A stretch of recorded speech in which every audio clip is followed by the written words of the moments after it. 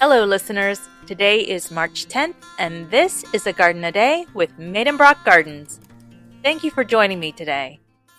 National Geographic named today's garden the third best garden in the world. Located about 30 minutes from Dublin, Ireland, today's garden spans 47 acres of a 1,000-acre estate and is home to Ireland's tallest waterfall. Today we are exploring Powerscourt Estate in Enniskerry, County Wicklow, Ireland. The gardens as we see them today began in 1731 with a significant redesign in the 1840s.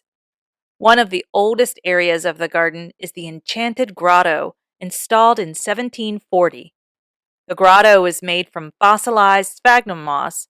Water trickles down the moss-covered walls and creates a mysterious and magical atmosphere. Near the grotto is the Japanese garden. The Japanese garden was created in 1908 by the 8th Viscount and Viscountess Powerscourt. The garden is located on what was once bogland that was reclaimed and transformed into the Japanese garden. Azaleas line the walking paths and are at their most stunning when they bloom in spring. Stone lanterns, Japanese bridges, and a pagoda signal to visitors that this is no ordinary Irish garden. Near the Japanese garden is Triton Lake. Guarded by two life-sized winged horses, the lake provides a stunning and dramatic view of the mansion, and from the mansion, a stunning and dramatic view of the lake. Above the lake is the Italian garden begun in 1843. Perfectly manicured and pristinely symmetrical, the Italian garden offers a series of terraces that took 12 years and more than 100 men to construct. Statues of gods and mythical characters grace the Italian gardens. Next to the Italian garden stands the walled garden, one of the oldest parts of the garden. Originally, the walled garden was used as the kitchen garden, growing fruits and vegetables for consumption by the household. There are still apple trees growing in the garden, but today, visitors will enjoy an abundance of roses and breathtaking herbaceous borders. At the end of the walled garden is the Dolphin Pond, surrounded by Japanese red cedars planted in 1864. Beyond the Dolphin Pond is the cemetery for the family's beloved pets.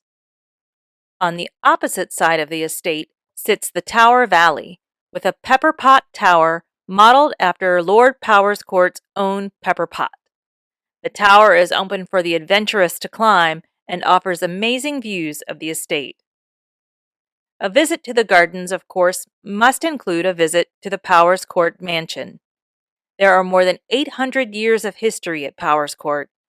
There was once a medieval castle on the site, with the current mansion built between 1731 and 1741.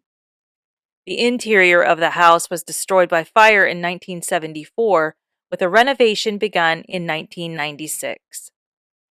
There is also a cafe on site and shopping at the Garden Pavilion, where visitors will find a fine selection of plants, gifts, and garden treasures. For a longer stay, guests will enjoy spending the day at the Powerscourt Golf Club, a stop at the distillery, and a stay at the Powerscourt Hotel. Conservation and sustainability are important to the family at Powerscourt. Powerscourt Estate was the first premier visitors attraction to be certified by Sustainable Travel Ireland, and they're working to become net zero by this year, 2025. The garden is open from 9:30 to 5 most days.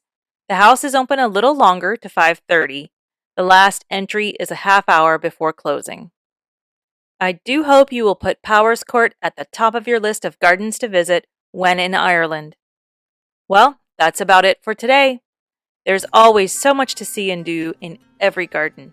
I do hope you've enjoyed this episode, and I hope you'll take the time to visit as many of these gardens as you can. Join me here tomorrow to find out where we're going next. As a reminder, I release a new episode every single day. You can find past episodes anywhere you listen to podcasts, or you can find them at our website, agardenaday.com. Thank you for listening. If all goes well, I'll be right back here tomorrow. See you then.